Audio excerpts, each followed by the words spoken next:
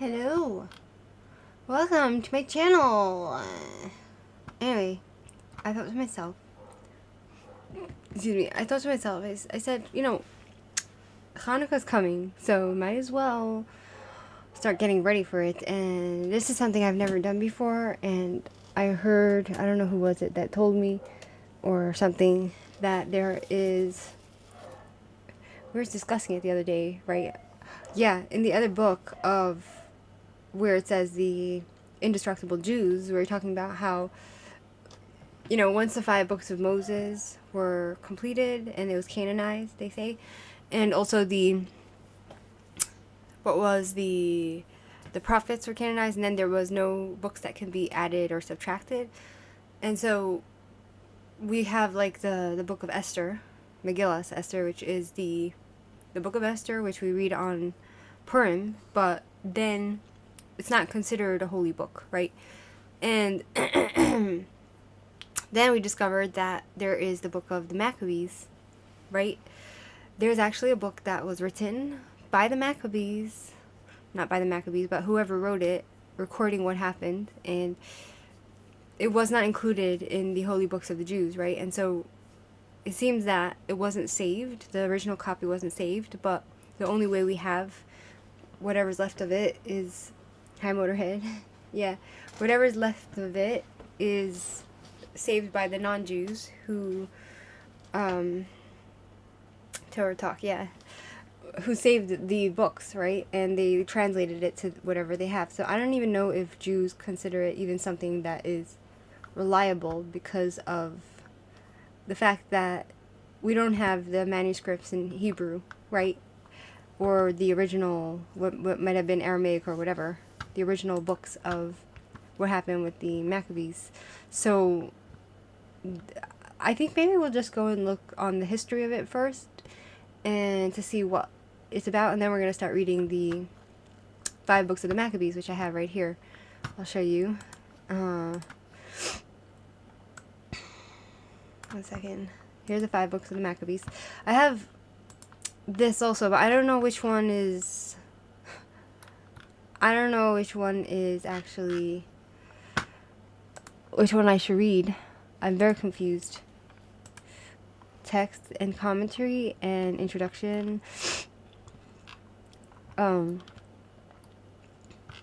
just very confused. I looked all over for these books online, and then finally I found it on, I couldn't find it. The only one I could find was in Amazon, but I would have to pay for it. But then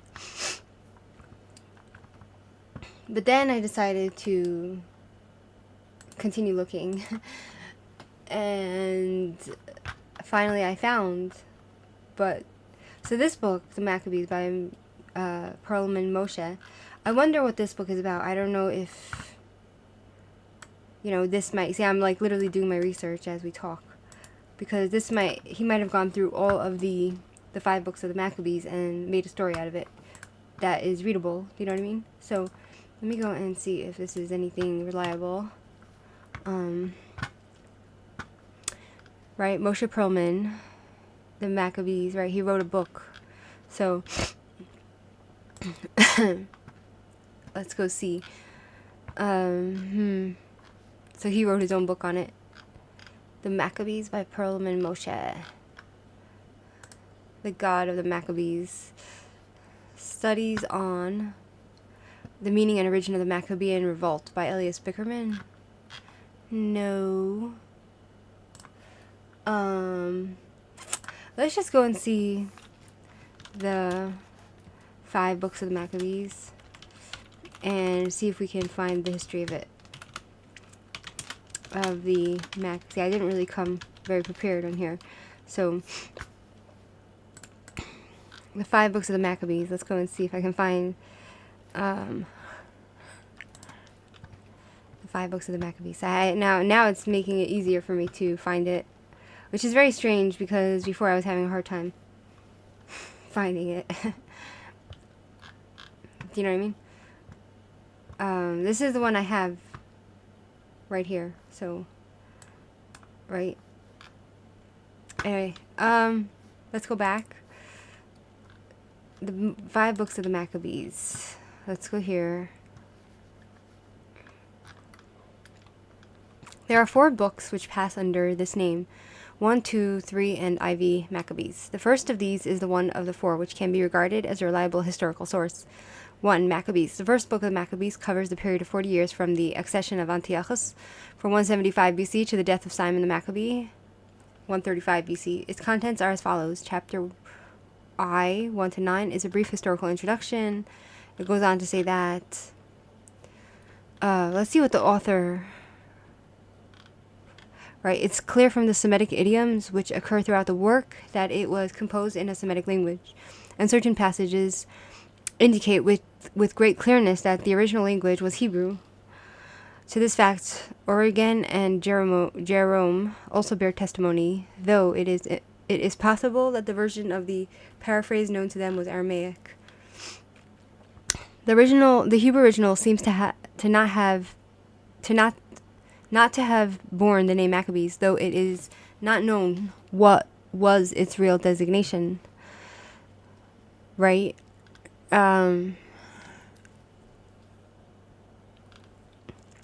So it says here that the original Hebrew translation, it was translated to early in Greek, very early into Greek, and the Greek only has survived. Right? So there was an Aramaic translation of the book, must have been made at an early time. It was this translation which was known to Origen and Jerome, a view which does not seem improbable.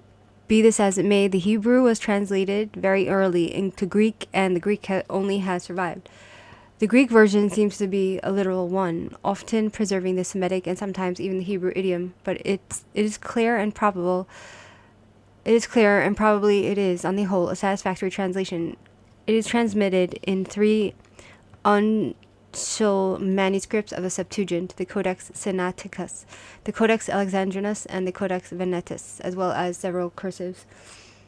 The thing is that we know that the original Septuagint, that the original one that translated the 5 books of Moses to whatever Greek language, that one was lost. So this one must have not been lost, right?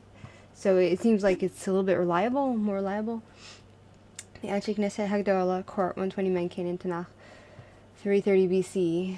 Hanukkah was a civil war between Jews. Maccabee and Esther, not Navi, came out after First Temple was destroyed. Not Navi? What? Snowed in here, babysitting my brother's dog, Jalsey. That's nice. You're snowed in? Thank you for delving into the spiritual matters. Hellenism was reform. Assimilation. Yeah.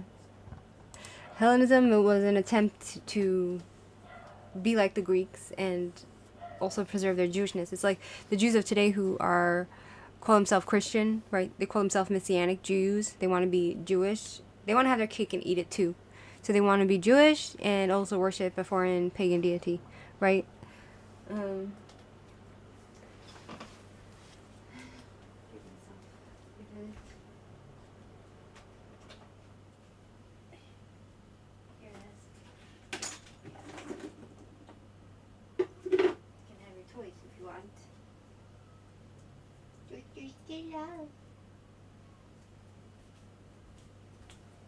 Okay, so I have to get into it, my friends.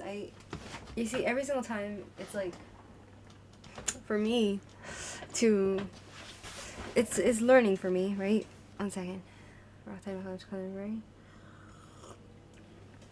Tea. Very nice. Right, so back to here, it says the author, concerning the author, no information is obtained beyond that which may be inferred from the book itself. He was a devout and patriotic Jew who lived and wrote in Palestine. This latter fact is proven by his intimate and exact geographical knowledge of the Holy Land, and by his lack of accurate knowledge of any of the foreign countries which he mentions. The author was also a loyal admirer of the Hasmonean family. He believed that to it Israel owed her deliverance and existence. He admired not only the military deeds of Judas, but also those of Jonathan and Shimon, right? The narrative is told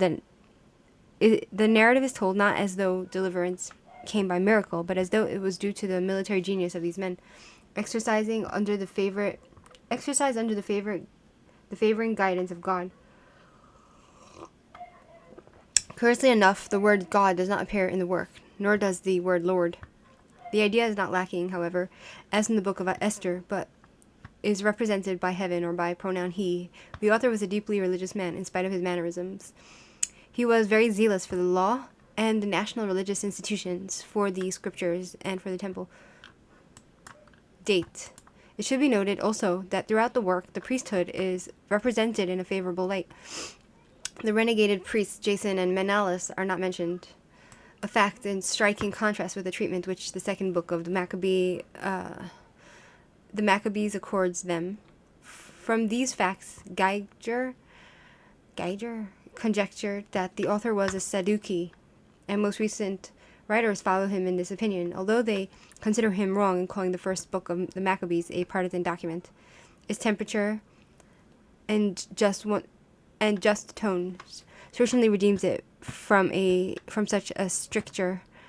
The terminus quo of the work is found in the fact that John Hyrcanus I, who began to reign in 135 BC, is mentioned at the close of the book, as the Romans are throughout spoken of in terms and respect and friendliness. It is clear that the terminus quem must be sought at some time before the conquest of Jerusalem, from Pompey, 63 BC.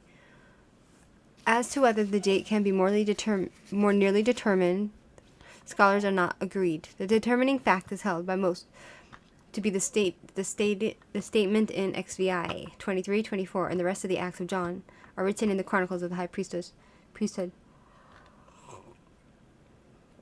So I don't understand, how many books are there? Different versions of this book? Like,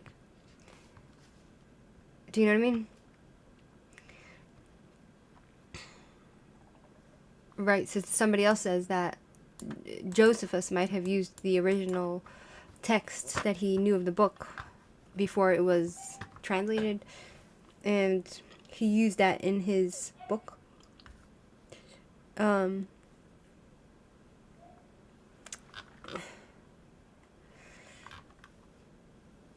like, authorship and character, you know,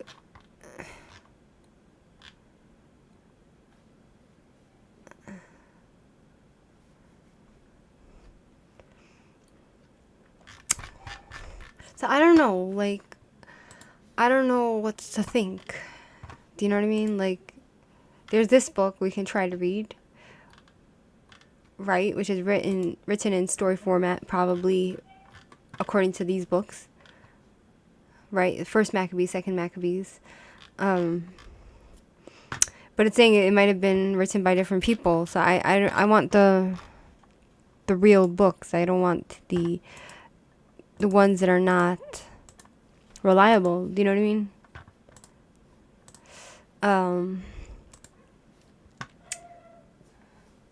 Thank you for delving in. Original composed the Christian Old Testament using hexapla method, Greek, Hebrew, Aramaic. The original Septuagint, 72 rabbis were forced to translate into Greek, was only Genesis to Deuteronomy only, and that was lost. The original Septuagint that the 72 rabbis actually translated, it was lost, so we don't have that. And so the Septuagint that they call today, the Christians call today, is not really, it's not legitimate.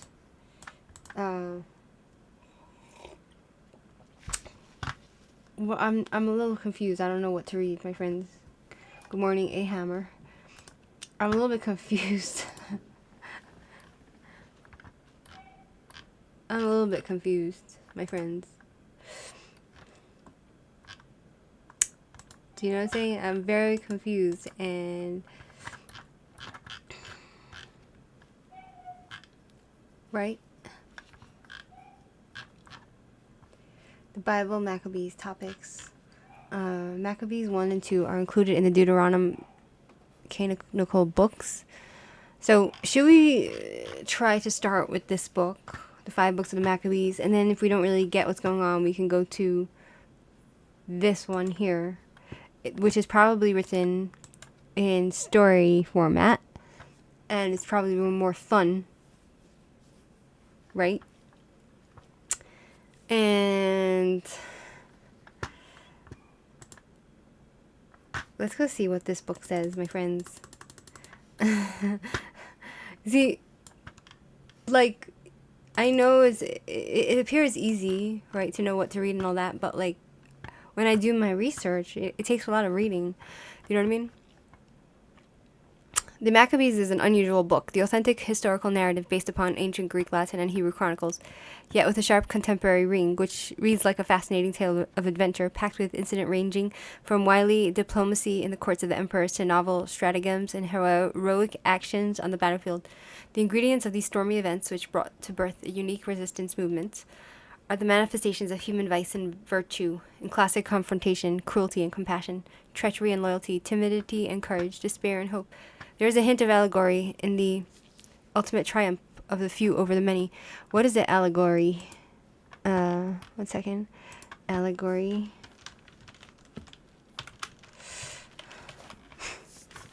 Analogies, right? Story, poetry.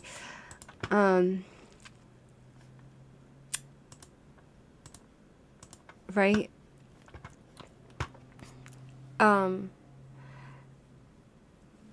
There is a hint of allegory in the ultimate triumph of the few over the many, of ingenuity over might. Yet this is precisely what happened in the 2nd century BC, when the Maccabees, a handful of devout guerrillas in Judea, brought low a powerful empire which sought to crush the Jewish people, restored the desecrated temple in Jerusalem, and went on to regain sovereignty in their ravaged land, thereby preserving the Jewish faith and the national will for independence. Moshe Perlman recreates the excitement of this explosive period by setting the central account of a small people's struggle for survival. Against the background of rival imperialist ambitions, the tension, plot, and intrigue in the fabulous palaces of Antioch and Alexandria, and sophisticated duplicity in the Senate of Rome, the subtle exercise of political pressure by the superpowers of the time, is as typical as today's headlines. While some of the combat scenes in the Judean hills are reminiscent of the recent battles of the Six-Day War, dominating the story are Judah the Maccabee and his equally extraordinary brothers, men of spirit, vision, and ingenuity, moved above all by a burning devotion to their faith and the goal of national liberation, who pit themselves against overwhelming odds and change the course of history. Illustrated with 8 pages of full color and 100 black and white photographs. So, my friends, should we read this, which is probably more interesting, or do you want the original from the actual book of the Maccabees?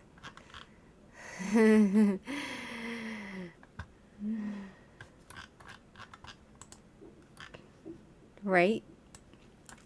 So this is like literally written in story format, probably based off of the 5 books of the Maccabees. And the other one is just reading from the text. And it's probably also very interesting, but I'm just very confused on how to read this, because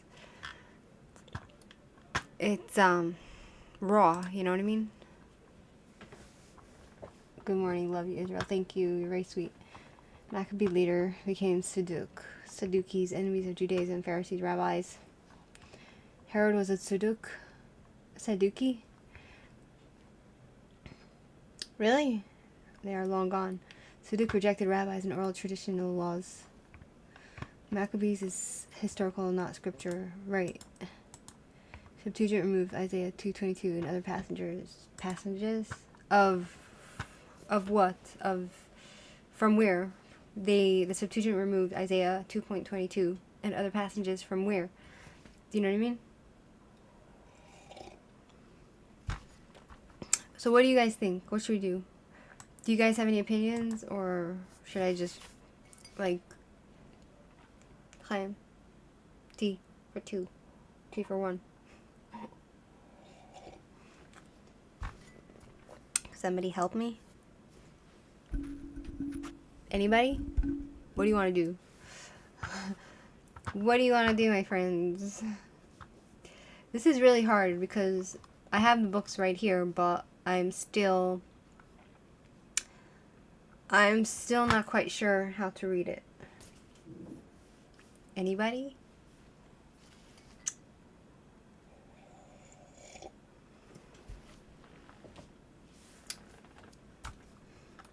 Anybody? Yeah? What should we do? Which book should we read?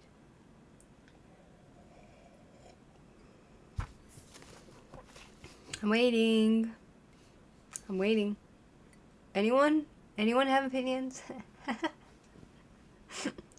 don't know, it makes me feel like there's no one there. This is all an illusion.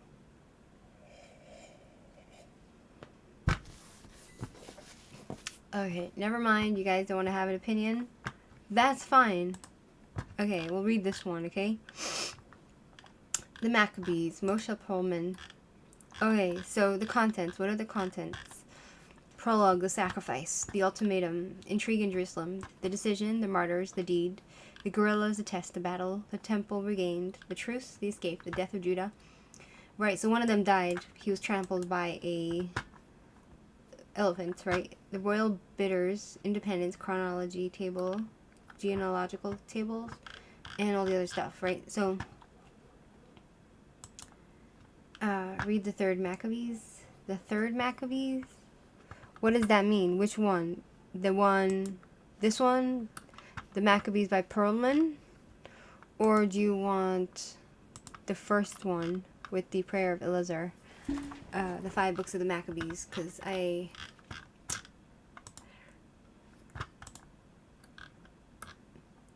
hear Amber outside my door. The Maccabees, first book of the Maccabees. Occurrences which took place at Jerusalem and Alexandria during part of the reign of Ptolemy Philopator, king of Egypt, between the year 217 and 209 before Christ. Chapter 1. Ptolemy defeats Antiochus. He visits Jerusalem and attempts to enter the temple. Oh, so it's already like... It starts off already with drama. Do you know what I mean? It already starts off with drama, my friends. Do you hear this? Okay, let me let my Amber in.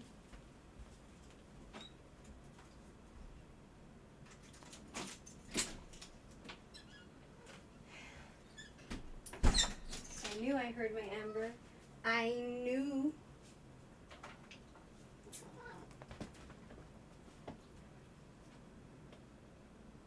And there ain't no way. Is it raining outside? My cat. It's raining. It's raining outside. Cult Wag 13. Judas Maccabeus recaptured the temple, defeated Seleucid Empire controlled by Antiochus Epiphanes. In doing so, the story of Hanukkah, only having 1 day of oil for the temple, lasted 8 exactly. 1 Maccabees 4. Can you please explain? I don't know what you're saying. I don't know what you're saying, sir.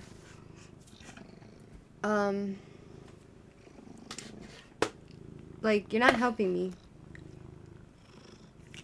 I like the story. The last one you showed before you let Amber in. So that was this one where it talks about how the guy walks into the, how he walks into the temple, right?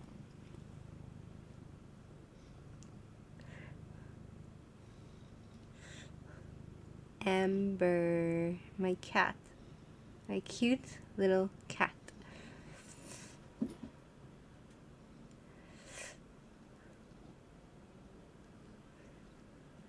Right?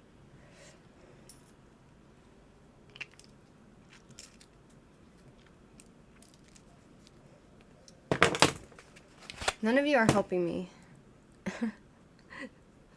Literally. Okay. I'm having a hard time. I'm having a hard time starting either of these because I feel like I need to put, like, if I'm going to read any of this, I have to do it justice. I don't feel like I feel like these are difficult books to read, and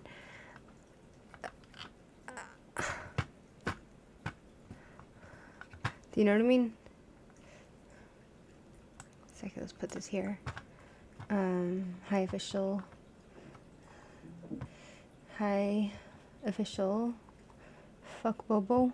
The king of the blacks is live. Is live. The king of all blacks is live. Calling to his show. I don't know who that is. Who's the king of all the blacks? I don't know who that is. Why would I want to call into his show? Why? What do I have to do with them? They have nothing to do with me. Why would I have something to do with them? Maybe we should just do this one. It's simpler. Here's the acknowledgements and then photo credit. And then it goes on to talk about the sacrifice. Ooh. Oh, this is going to be good, my friends. This is going to be good. Who's ready? Okay. Who is this Moshe Perlman? 1 Maccabees. Have you read the prophet Daniel? No. 1 Maccabees. What do you guys are just not helping me. You guys are really not. You're not clear and you're not helping me. Okay. Let's start with this one. The prologue. The sacrifice. It was the end of the season of rain in Judea and Samaria, but there was no sound and no movement in the olive groves, vineyards and cornfields of the Jewish village of Modin, 17 miles northwest of Jerusalem. They were as silent as on the holy Sabbath. Yet this was not the Sabbath day. There was silence near the entrance to the village. The threshing floor was still. So was the huge stone olive press. Both favored playgrounds for the children when not in use. The houses were empty. In the kitchens, the ashes were cold beneath the mud stoves.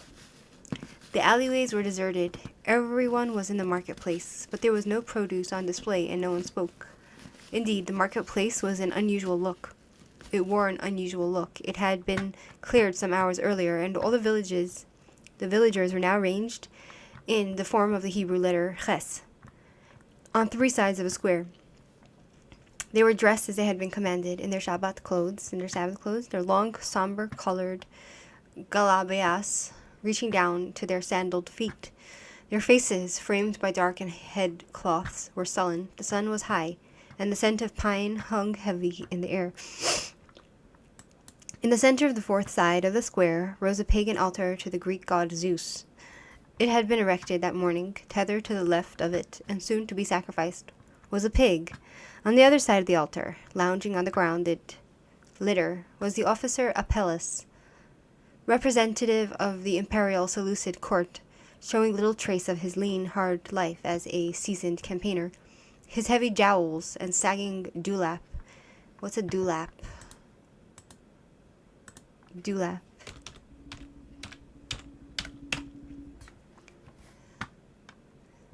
Sagging jowls and dewlap under his chin. It's fancy words, my friends.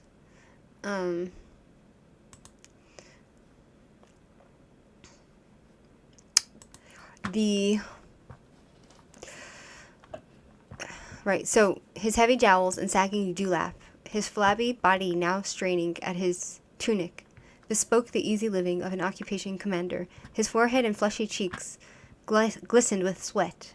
The only martial sign he wore was the sword at his side, sheathed in a handsome scabbard. Swaggering in the middle of the square was a small detachment of Seleucid troops, his armed escort. The ceremony was about to begin. Apelles surveyed the crowd. He well knew that this was to be no simple ritual, and that more was at stake than the life of a pig. His eyes roved contemptuously over the villagers, coming to rest on the patriarchal figure at the head of the front row nearest to him. This was Mattathias, the Jewish priest and head of the leading family in the village, whom he had met that morning and to whom he had given certain instructions. Mattathias, the only one in white robes, stood erect, for all his heavy years and for all the pain and anger in his heart, as he glanced first at the pig, animal of abomination to the Jews, and then at the officer. He too knew that this was to be no ordinary ceremony, this to be a fateful test of wills, and much else between his people, the peasants of Modin, and the might of the Emperor Antiochus IV Epiphanes, represented by Apelles. He could not know the outcome, but he well knew what he would do when he was bidden, as he had been told by Apelles, that he would be bidden to take part in the sacrifice, eat of the pig, and thus formally acknowledge the submission of his community to the edict of Antiochus. So did the 5 grave-looking young men who stood at his side, his sons. Says Mattisyahu and his 5 sons, right? So the thing was that in the book, right, the Indestructible Jews, right, the author, he seems to just gloss over this whole fact about how, the emperors and the Romans and the Greeks, they weren't so kind. They were trying to force the Jews to, they were making laws, all these terrible laws to force Jews to stop being Jewish and to integrate into the Greek culture. And that's against the Jewish law, right? Eating pigs, forcing Jews to bow down to idols. Or we're supposed to die rather than worship an image, right? So that's what he was forcing them to do. Second, I have to. Right? So the guy who wrote the other book completely glosses over that fact, he completely glosses over that fact, which gets me a little bit while he puts a lot of facts in it, it's I think that, you have to be careful what you read, because every book has its own agenda. Do you know what I mean? Every single book has its own agenda, right? But you have to be someone who is discerning and able to read between the lines and to understand what's going on, and to read different books, to read different opinions based off of the same factual information, right? To finally get to your own conclusion. I think it's about the miracle of oil found, but was a civil war between Jews, right? I just unblocked 350 people, lol. What? What? You unblocked 350 people? Alexander the Great was a friend of Israel and the Jews. His generals later turned against Jews after he died.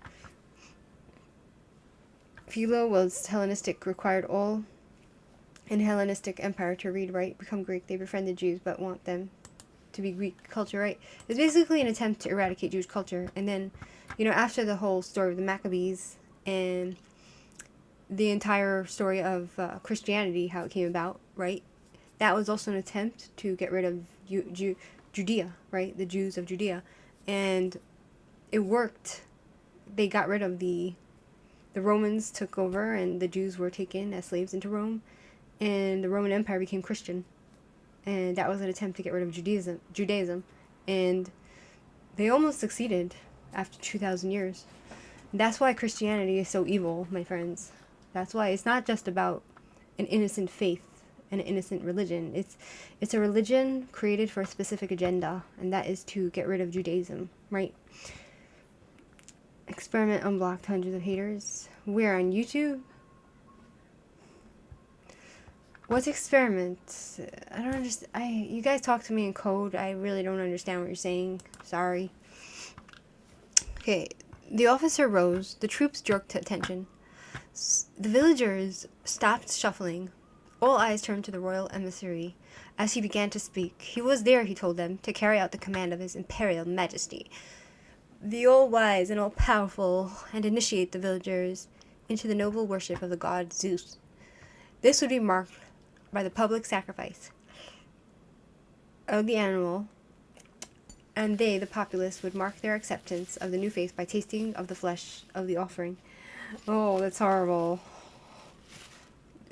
Pig is forbidden.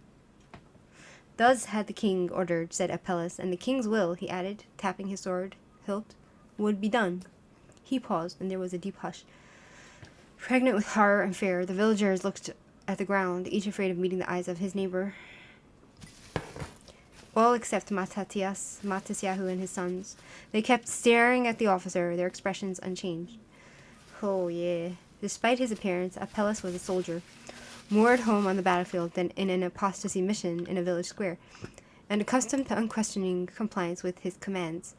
But he had been briefed before setting out, and advised that prompt compliance was not to be expected on this particular operation. The Jews might be reluctant to cooperate.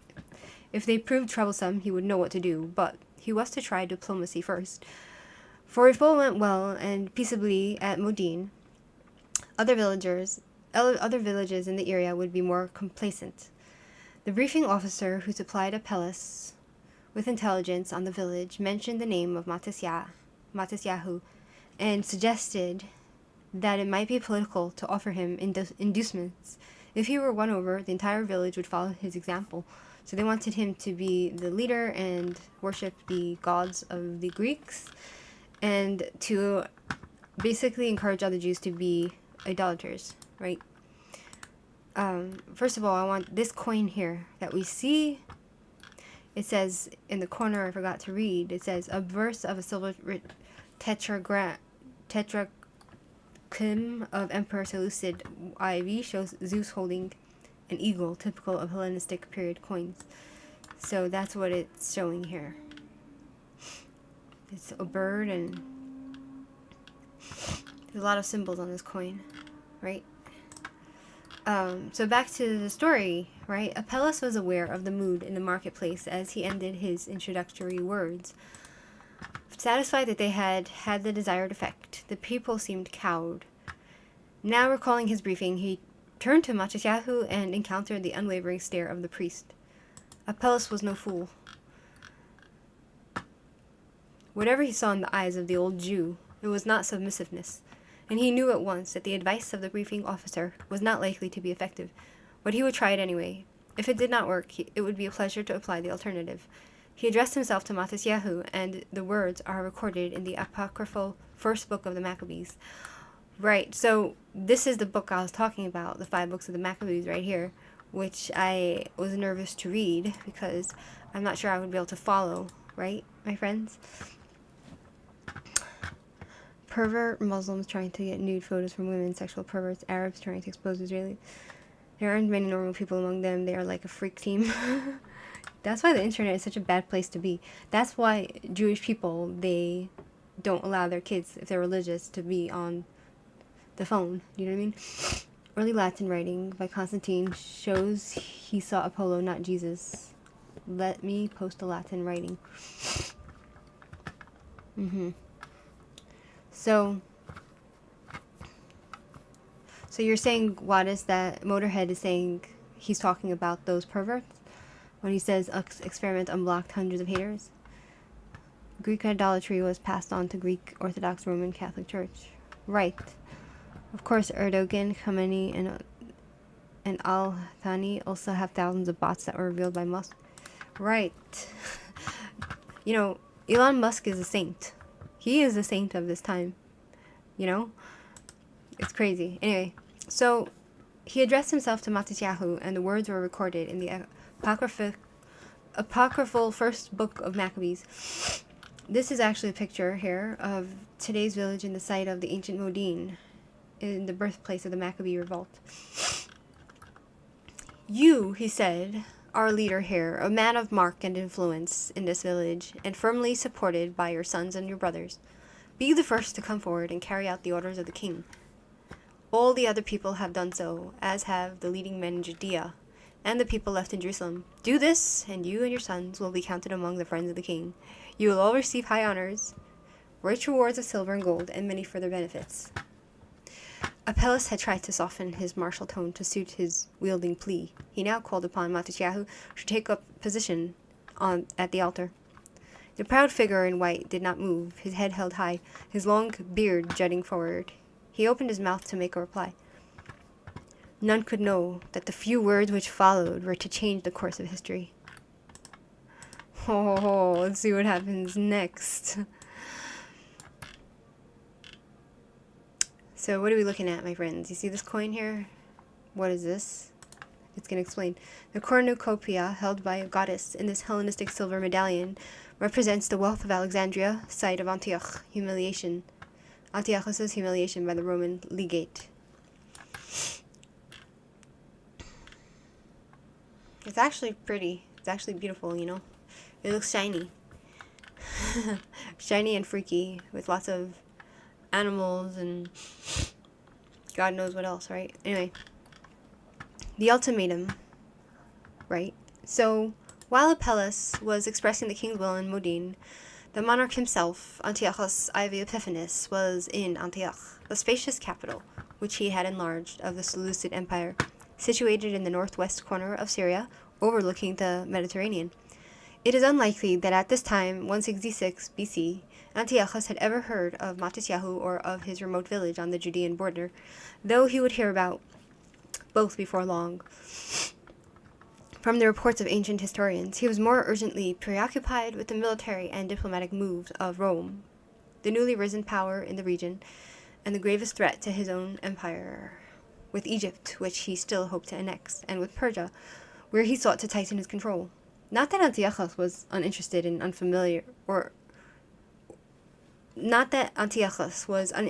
in or unfamiliar with Judea, his southernmost province.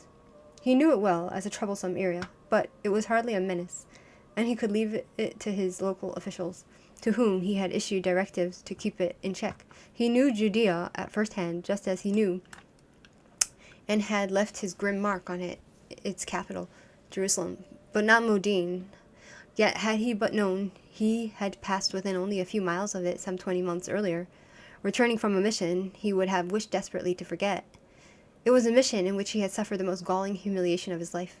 Later, much later, perhaps only on his deathbed, if a certain ancient record is to be believed, would he be struck by the sudden revelation of a direct link between that catastrophic journey and the events at Modin. The scene of his discomfiture had been the outskirts of Alexandria, and the humiliation was all the more bitter because victory had been almost within his grasp. In the year 170, he had invaded and gained possession of almost the whole of northern Egypt, though he had failed to take Alexandria, established a protectorate there. After having himself crowned at Memphis and retired to Antioch. But his control had not long survived his withdrawal. He accordingly returned in 168, penetrated deeply into the country, and was about to put Alexandria under siege. So Memphis, right? Isn't there like a city in Memphis, Tennessee? So it looks like America has some names they incorporated. I blocked anti-Semites. I feel is a good person. Yes, I feel so too. Freak team, haters, trolls, and perverts doesn't really want to deal with men, women, or their primary... Men and women are their... They don't want to deal with men. Women are their primary targets, right?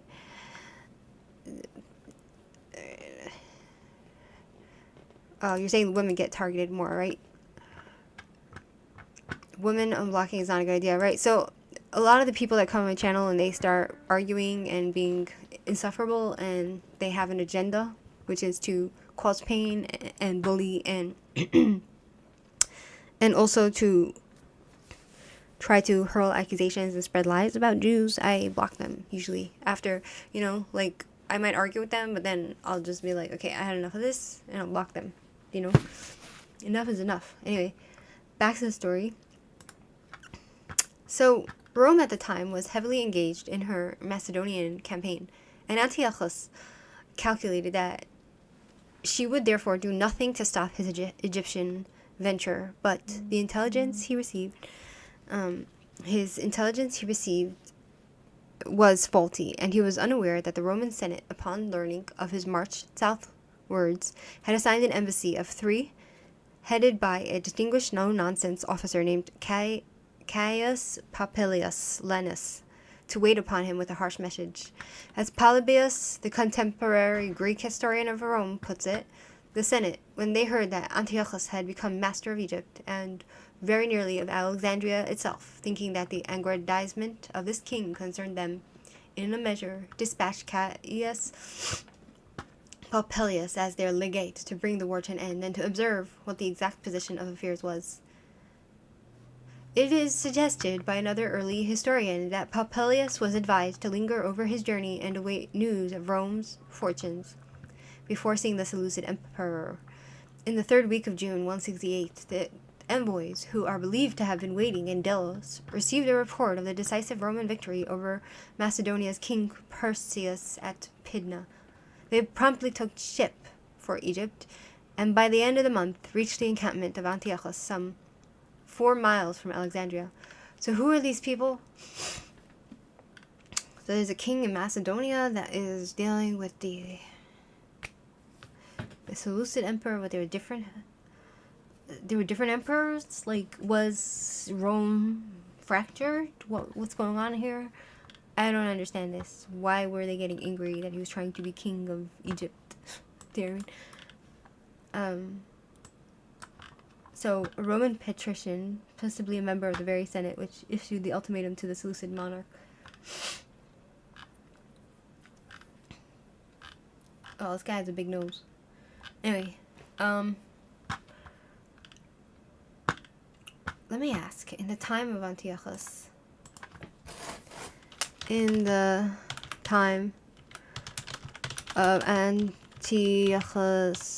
Epiphanes, was there more than one king in the Roman Empire?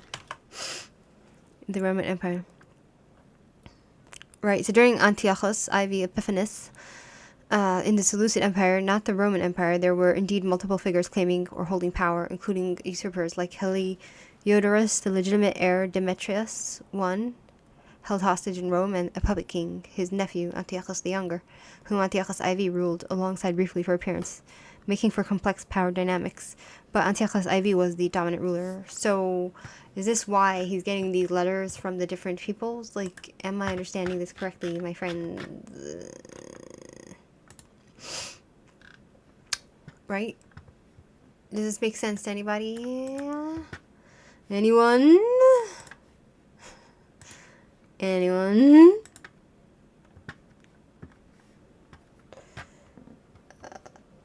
Absolutely enough is enough, right? The Romans were one of 4 empires after Alexander in 167 BC was established in 843 BC, but later became the empire to the west. Only after 63 BC or so did Rome turn into Hasmonean kings as Pompey besieged Jerusalem. So basically you're saying that he was getting threatened by different peoples, if I'm reading correctly, right?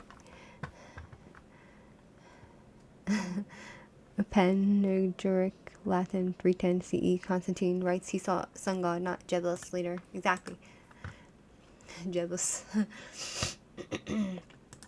Anyway, back to the story, right? So, Livy, the most famous of Roman historians, writing in the 1st century BC, describes their meeting.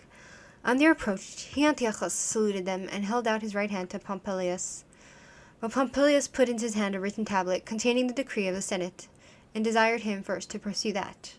So they wanted him to do something else and not go to Egypt and and Alexandria, whatever, crown himself as king. Failure to grasp the monarch's hands in friendship was a fearsome snub, but Antiochus thought it wise to ignore it. He too had heard by now of the victory of Pydna, and began reading the Senate's message. It was a crisp order to put an end to his Egyptian campaign and retire. The shocked emperor said he would call his friends together and consult on what was to be done. But he was in for a more grievous shock. The swaggering Popilius was carrying a stick. Polybius provides the details that the stick was cut from a vine, and he now added a spontaneous ultimatum of his own. Acting, says Polybius, with touching understatement, in a manner which was thought to be offensive and exceedingly arrogant, using the stick to draw a circle around Antiochus's feet. Popilius told him he must remain inside this circle until he gave his decision about the contents of the letter. Seriously? Excuse me. Oh, yes. Wow, look at this picture, my friends.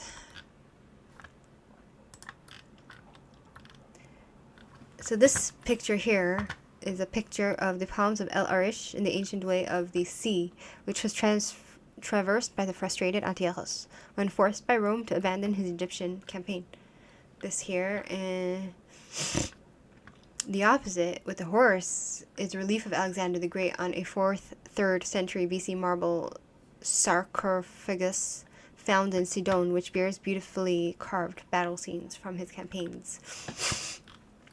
So, the 3rd century AD Roman historian Justin says Populus told him to decide on the spot and not go out of that ring until he had given an answer whether he would have peace or war with Rome. Polybius continues, the king was astonished at this authoritative proceeding, but after a few moments' hesitation said he would do all that the Romans demanded. It was only then that Populus and his suite all grasped him by the hand and greeted him warmly. So as a fixed number of days were allowed to him, he led his army back into Syria, deeply hurt and complaining indeed, but yielding to circumstances for the present. Antiochus made the slow journey northward back to Antioch through Palestine. Following the route by which he had come to Egypt, he moved southwards from the area of Alexandria to Memphis, then cut northeast across northern Sinai to reach the Mediterranean coast at a point just west of today's El Arish. From there, he continued along the ancient way of the sea, the coastal road through Gaza and on towards Joppa, expecting to move on to Ptolemais, Acre, and to proceed home through Tyre. He had just got beyond Judea, only a few miles away from the then quiet and obscure village of Modin, when he received news of certain events which had just occurred in Jerusalem. He was still under the impact of the Alexandria meeting, still irate at the frustrations of his imperial design, and mortified by the manner in which he had been affected. It was in this dark mood that he responded to the news from Jerusalem, taking action against the Jews of Judea and touching off a series of events that led up to the ceremony at Modin. So you see, like, in a way, I look at this and I'm like, he went through some personal problems, so now he's taking it out on the Jews. You know? It's like, so this is like, if you ever come across people who are cruel and nasty and disgusting, a lot of the time it's because they have their own shit to deal with and they're weak, so they go and take out their anger on other people. Excuse me. So, right, you know what just occurred to me? As I'm reading through my eyes this book, and I hear my voice come out of my mouth, I'm amazed at how that's done. Like, my mind process goes through my brain, and whatever I'm reading and registering is coming out through my mouth, and I'm talking. Isn't that interesting? AD, after deception, BC, before conspiracy. Latin writing from birth of Christ shows fabricated idolatry. Right. An empathetic, sensible, rational person would not behave this way. Exactly. AD, after deception. BC, before conspiracy. We don't use the Roman Catholic calendar that Danny the Little invented, 5th century. We see Romans adopted ideas from Hellenistic Greek idolatry, continues morphs into Christian ideology. Yeah. Alexandrian Library, Egypt. There was a second temple which is not halachic. What does that mean?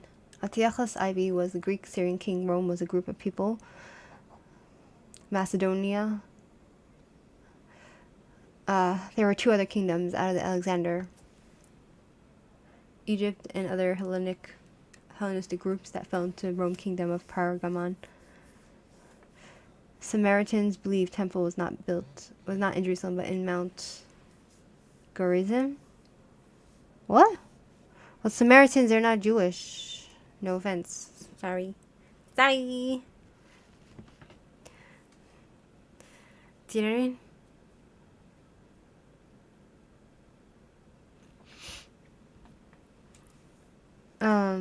Countless people were nailed to crosses, executed by Romans. Exactly. Thousands of rabbis were crucified. and before Jesus, there was already thousands of people who had been crucified. Exactly. You know, as if no one else in the history of the world was ever martyred, right? The reason they attacked Jerusalem was to loot the royal treasuries and plunder the temple. They were seizing gold worth billions of dollars, and in the process, by entering the most sacred place, they would slaughter people and rabbis. Exactly, that's the truth. And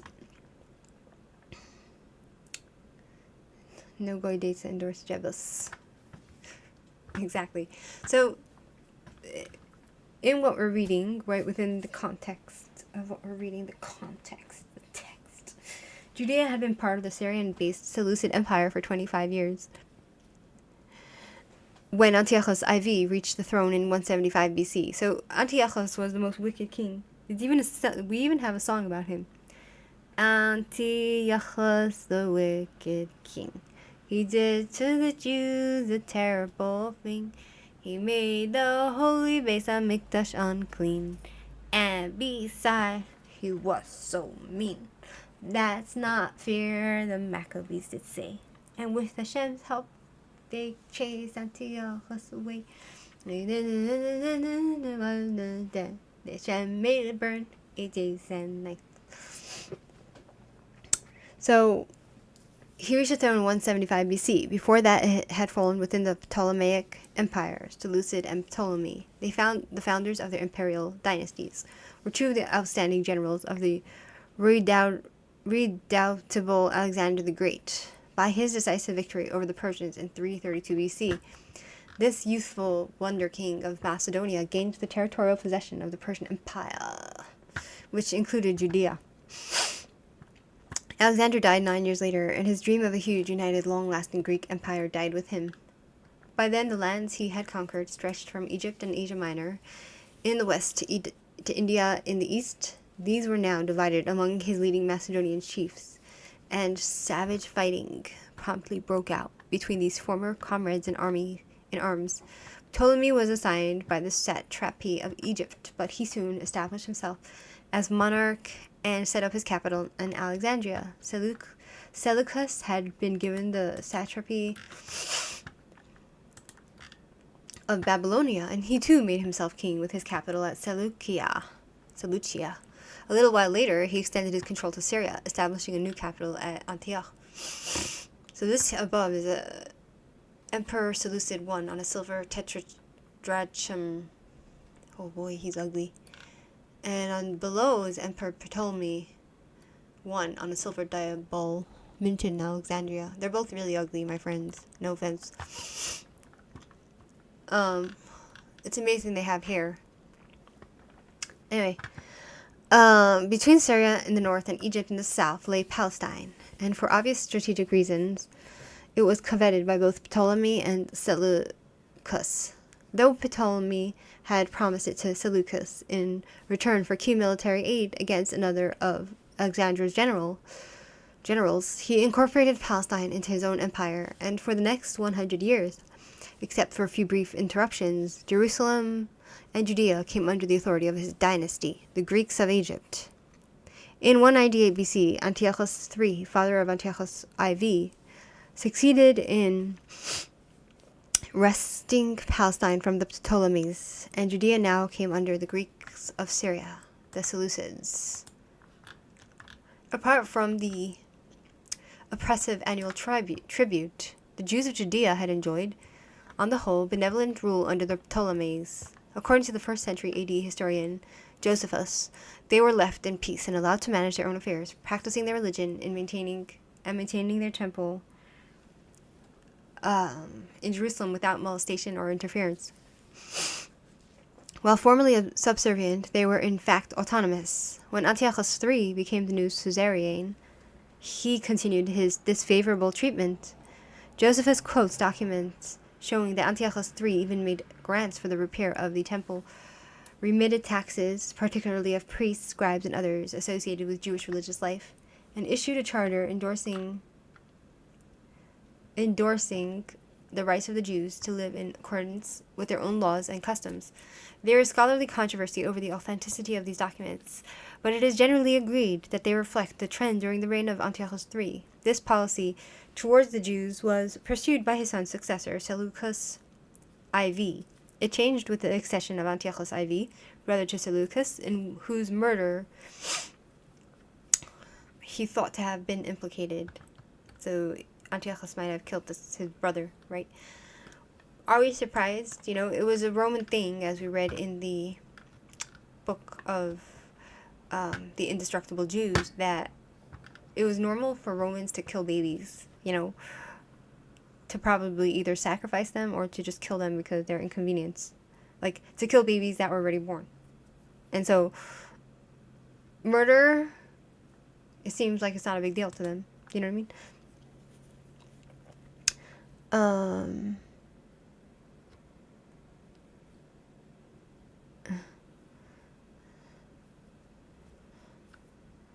Yeah, the way they killed people with the cross is very cruel.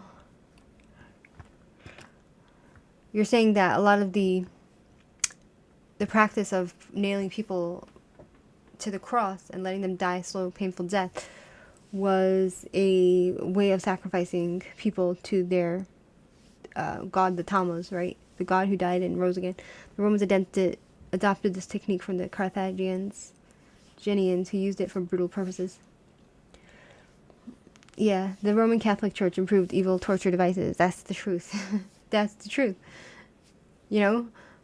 And it's amazing that, like, even what was considered back in the day, back in the time of the Romans, was considered cruel. Like Motorhead says, the Catholic Church actually improved the ways of torture and created devices to inflict as much torture and pain on people. Right?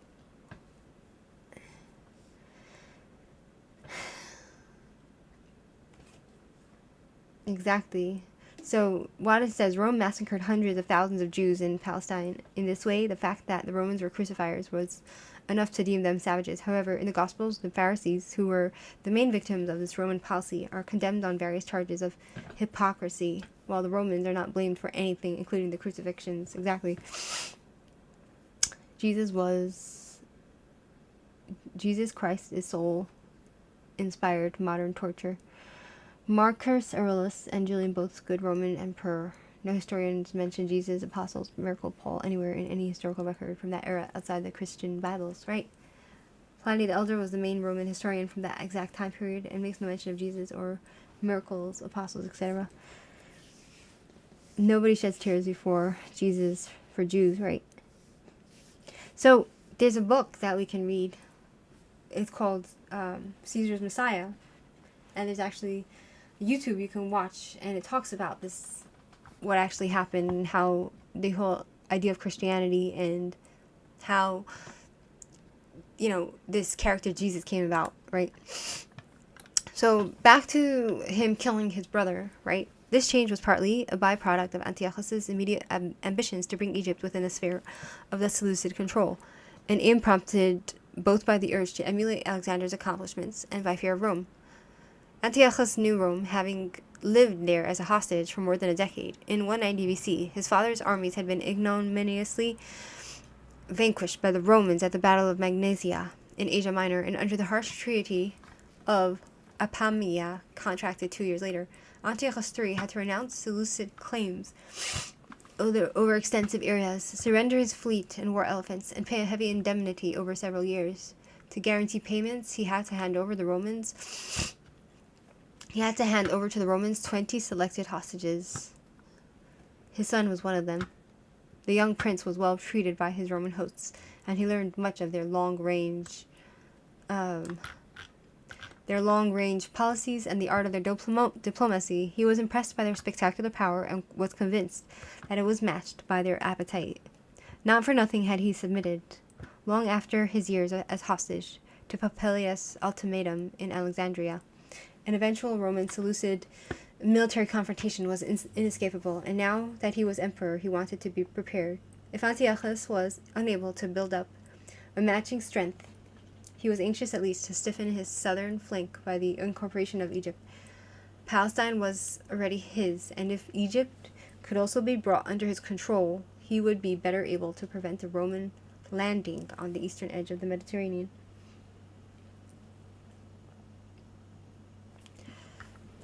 So what's this picture here, right? Marble bust of Antiochus III, an ancient copy of a Hellenistic work, which was discovered in Italy and acquired by Napoleon.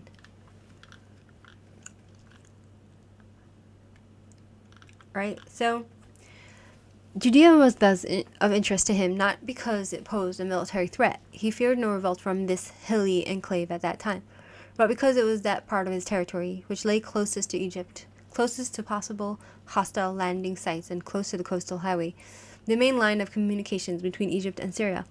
It could become an area of danger if it were to be exploited by the Ptolemies, and he had heard that they were making overtures to the Judeans.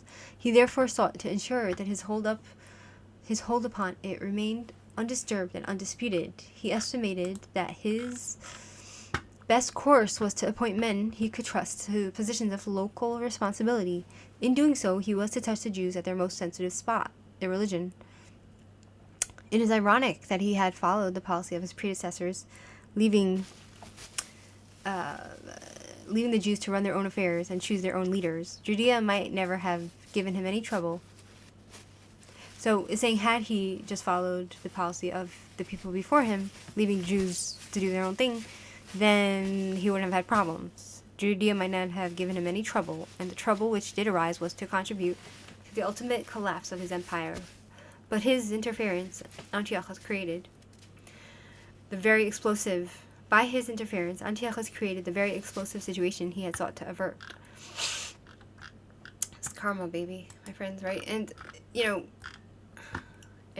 this is a terracotta statuette of the goddess Aphrodite from the Hellenistic period, found in a cave on Israel's Carmel range and used in pagan worship, with which Antiochus IV sought to impose on the Jews. Interesting. Huh. Wow. So, people are always saying, like, Zionism is not Judaism. Zionism is not Judaism. It literally is. Jews have always been Zionistic and nationalistic. Oh, nationalist is not a Jewish thing. It is a thing. And it even goes as far as to say that in the other book, that were the Indestructible Jews, it goes as far as to say that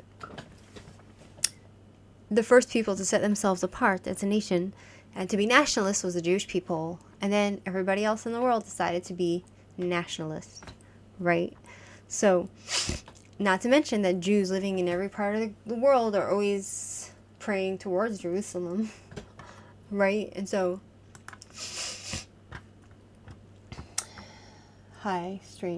interesting, why the church fathers paint people of the Bible as white Europeans. Exactly. The author's bias. The author, I think maybe at that time, they didn't call it Palestine yet.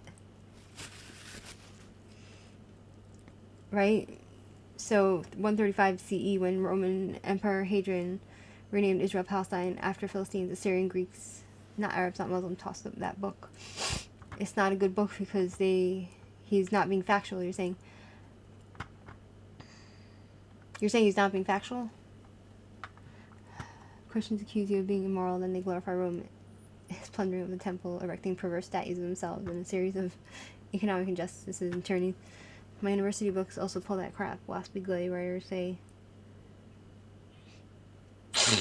Palestine before it existed. Exactly. The United States Tribes of Israel. My architecture school university had no mention of Jerusalem temple, only churches and mosques. Bullshit. I complained to the dean of the university of bias and lies. Hayom Solomon financed General Washington to win Revolutionary War. Fact. Who's Hayom? Oh, Chaim Solomon. Right. Only 8 million Jews here in America. Less Jews, right? So, this guy that wrote this book, right, that talks about Palestine, right?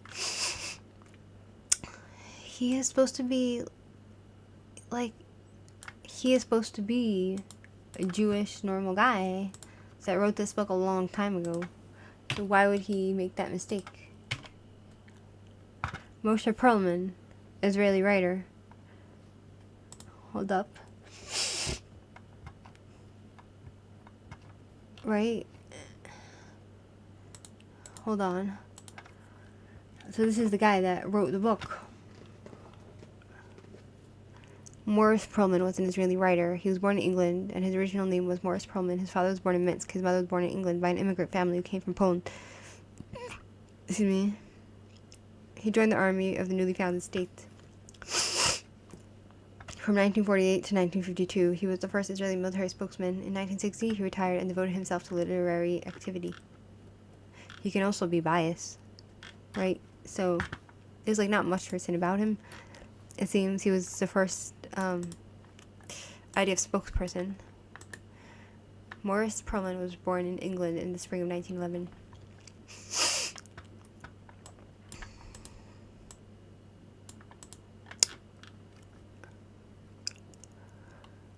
Right, so he's the one that wrote this book.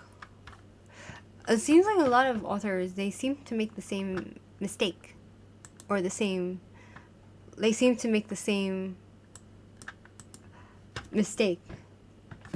Any other who uses AD, BC, or says Palestine before Hadrian is a biased liar? Could it be that he just made a mistake? Could it be that he just made a mistake? Because the other author, The Indestructible Jews, you know, he appears to me to be somebody who is not much of a believer. You know what I mean? But he makes a lot of good points and he puts a lot of history in it. So, you know what I mean?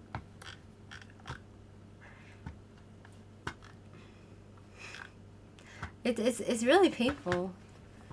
Do you know what I mean? It's really painful. You have these writers who are supposed to be, you know, not biased, but then, and they're supposed to, they speak about, according to their view, about the history and all that in detail, and you can go and fact check them. Most facts are good, but then when it comes to this issue with Palestine, they make the same mistake.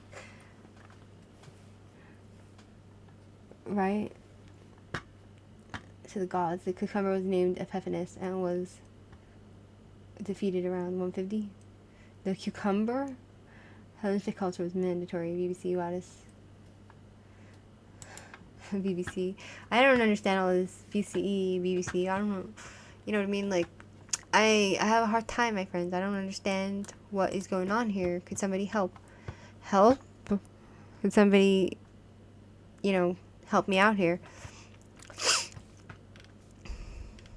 Okay, so now we're going to how, you know, it started off really well, the book. Now it's going on to explain Antiochus Epiphany, and then it talks about, you know, how the Jewish people were independent, but then what happened was,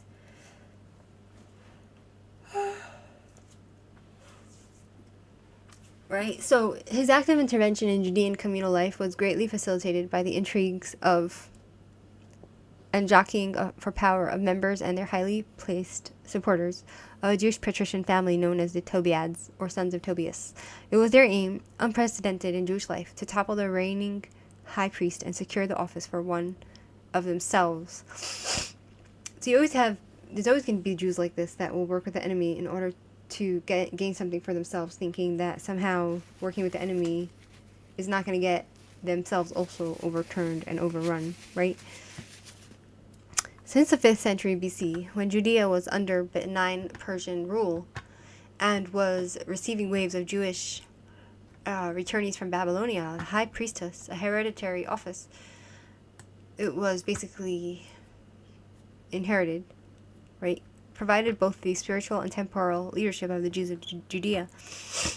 The Jews were, for the most part, a hardworking, God-fearing farming community scattered in hillside villages. They scrupulously followed the injunctions of the Torah and the time-honored customs of their people, brought the fruits of their terraced fields as offerings to the temple in Jerusalem at festival times, and revered their high priest. They remained largely unaffected by the winds of Hellenism, which had begun to sweep the Middle East with the arrival of Alexander the Great and his successor. The tone had been set by their high priests, the most notable of whom, in the 3rd century BC, was Shimon the Just, considered to have been the ideal combination of sage, teacher, and community leader. His descendants in the sacerdotal office took him as their model, as did the rabbis in the generations immediately following the destruction of the temple in AD 70. But there was those in Jerusalem, mostly among the wealthy upper class, who were attracted to the commercial opportunities opened to the region by the Greeks.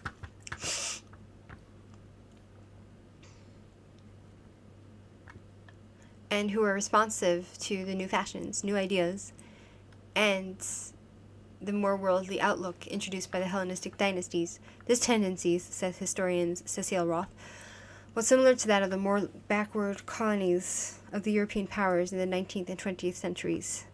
The native population avidly adopted all the superficial characteristics of its conquerors, their language, their custom, their architecture, their diversions, their social and domestic habits, under the impression that this constituted the essential part of a civilized greater, because materially more powerful than their own. The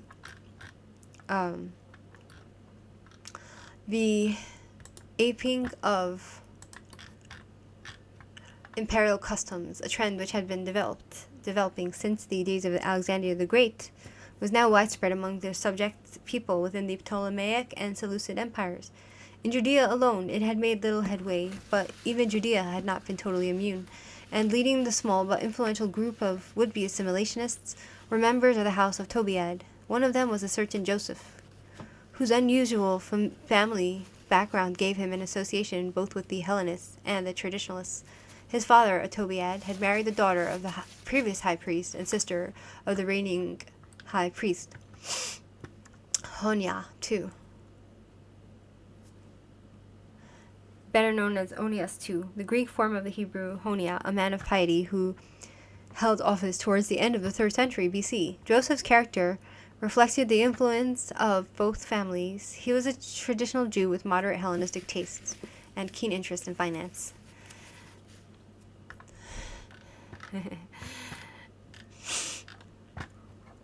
Here's an original notation on the papyrus by Zeno of Egypt, commercial agent of Ptolemy II, who visited the estates of Tobias the Jew in Transjordan in 259 BC. See, even before Jordan became Jordan, it was part of Israel, right? It was part of ancient Israel, right? So was Jordan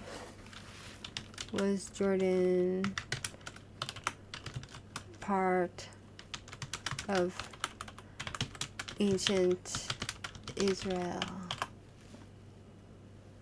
Yes. Part of modern-day Jordan was indeed part of the ancient land of Israel. Right. So, see, I was right, my friends. This interest stemmed, no doubt, from his paternal ancestors, who were Jewish potentates with land holding on the eastern side of the Jordan River, opposite Jericho. One of the early ones may well have been the 5th century BC Tobiah the Ammonite, mentioned in the book of Nehemiah, and so called possibly because of his possessions in the land of Ammon. One much closer to the time of Joseph was Tobias the Jew, who appears in the Zeno papyri as having maintained commercial relations with the royal office of supplies in Alexandria, and was sufficiently important to have visited in 259 BC at his estates in Transjordan by Zeno. Zeno was a high official under the Egyptian monarch Ptolemy II in what today would be called the Ministry of Commerce. As part of his duties, he journeyed throughout the empire's distant provinces, arranging from the import of supplies for Egypt's state monopolies, notably olive oil, wine, honey, figs, dates, and timber. He kept careful records on papyrus of the places and people he visited on his extensive travels, and these archives were discovered in the Fayoum region southwest of Cairo, where he spent his years of retirement. That's a lot of information that I'm not registering. You know what I mean? Thus, as early as the middle of the 3rd century BC, this Jewish house of Tobias was already in contact with the Egyptian court and on familiar terms with high Greek officials and with the Greek way of life. It was some years later that a member of this family of commercial and landed gentry married into the devout and priestly house of Onias, with Joseph the product of that alliance. At this time, still under the Ptolemies, Judea was virtually self-governing. It was, in the words of the noted historian of this period, Elias Bickerman, an aristocratic commonwealth. The ruling body was the Council of Elders, the Sanhedrin probably, comprising both laymen and priests and headed by the high priest. As the intermediary between the Jews and Ptolemaic administration, and as the persons responsible for exacting and paying the tribute to the monarch. The high priest was the political head of the nation, in addition to being the highest authority for its religious life. Joseph launched himself into the center of Judean affairs when difficulties arose between his uncle the high priest and the reigning Ptolemy. It appears that Onias too had refused tribute. The Ptolemy was threatening to occupy Judea. The background to the dispute was apparently a fresh outbreak between the Seleucids and the Ptolemies, and Onias may have supported the former. One probable reason was that a Seleucid victory would promote more open contact with the flourishing diaspora community in Babylonia, with much older and stronger links with Jerusalem than the new, though growing, Jewish community in Alexandria. But there were other leading Jews who favored continued Ptolemaic rule. Joseph was one of them, and he was no doubt influenced by his family's long business connections with Alexandria and by Egypt's control of the eastern Mediterranean coast, which offered wider scope of those engaged in commerce.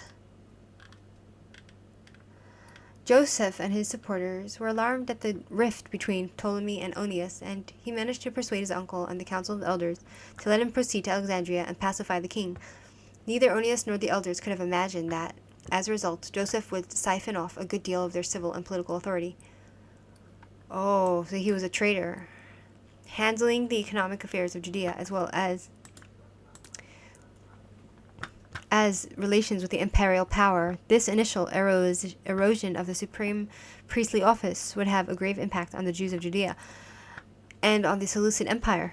During the subsequent reign of Antiochus IV, it would open the way for the high priest's garb to be worn by a renegade Jew. Not even Joseph could have wanted or foreseen this, as he made his preparations for his journey to the royal court.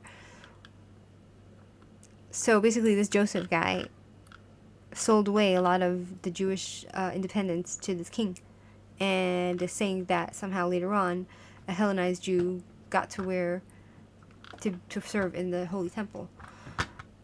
Can you imagine a pagan? You know, the Hellenized Jews were pagan. They were going and worshiping Greek gods, right? Joseph clearly had a flair for what today would be called public relations and combined it with a shrewd commercial sense. Josephus, in the Antiquities of the Jews, X2, 180, has an eloquent description of how Joseph succeeded in integrating himself with the royal family in Alexandria.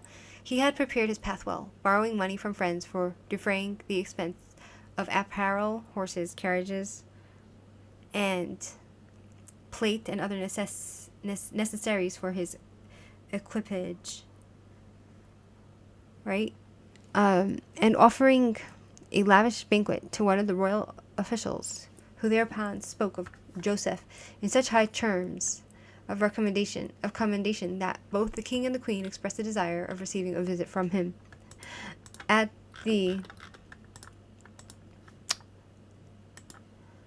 telling you, my friends.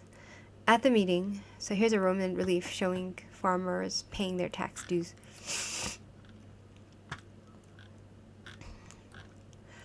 At the meeting, Joseph handled himself in a manner which was so pleasing to the king that he gave orders for Joseph to be provided with apartments in his palace and to be entertained at the royal table. Joseph insinuated himself into even greater favor at court when he showed the king how he could secure a higher return on the tax farming services in the imperial provinces, a proposition so beneficial to his income could not fail to be pleasing to the king, and Joseph was granted the concession of gathering the taxes in the whole of Israel, right?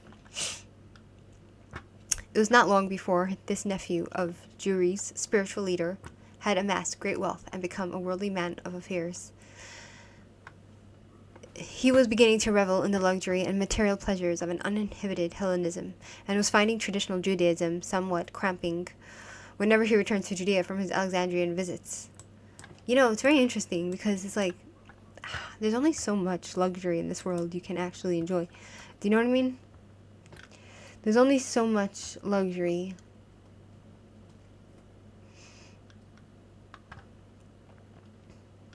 Right, the first came to, right?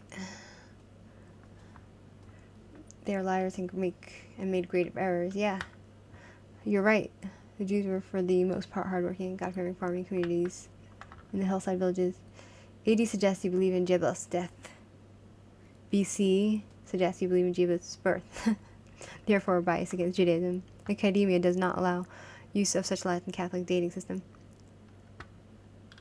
Rotten hypocrites, Palestinian supporters use alternative history quackery to claim Jews never existed in Israel, and or all European colonizers. This garbage is in major universities now.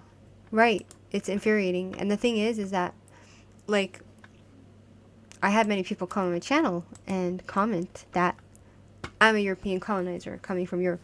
That's where my ancestors come from. Meanwhile, I have my father's DNA, right? And then they go on to say about DNA that the Arabs have more DNA than me.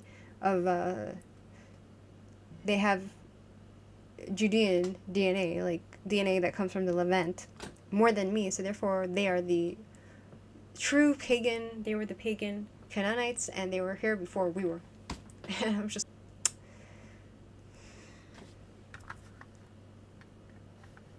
like, I know what's wrong with my OBS.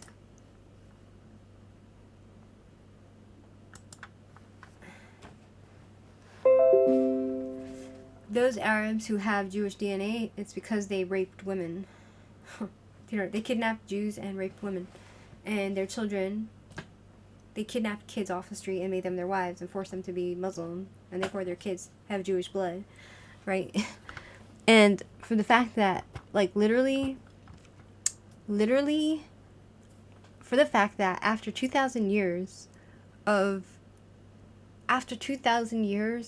exile out of Israel, we have literally, my father's DNA says he has 30% Levantine DNA, Ashkenazi blood, 30%, 33%, something like that, is Levantine DNA. Now, that's after 2,000 years of exile, right? So, for the fact that we have that DNA to begin with, right? If we were truly, purely European, then we wouldn't have at all any Levantine DNA. But then again, DNA is nothing. You don't have to be genetically related to the ancient, the father, of Judaism. You don't have to have his DNA in order to inherit the lands of Israel, and in order to be indigenous. This land is for anybody who follows the Tanakh, right? So, for instance, if you have a Muslim Arab that decides to convert to Judaism, his DNA is irrelevant. He becomes one with the nation, and he's part of our family, and he lives here, and he is part of the community. That's how it is. That's what people don't get. Do you know what I mean? It's nothing to do with genetics or DNA. There are many people who converted going back thousands of years, and this is something I talk almost every live I come on here. That's what I talk about. Do you know what I mean? So it's just all very disturbing. The thing is, does it really matter what these non-Jews think of us? Like, they can go fuck themselves as far as I'm concerned. And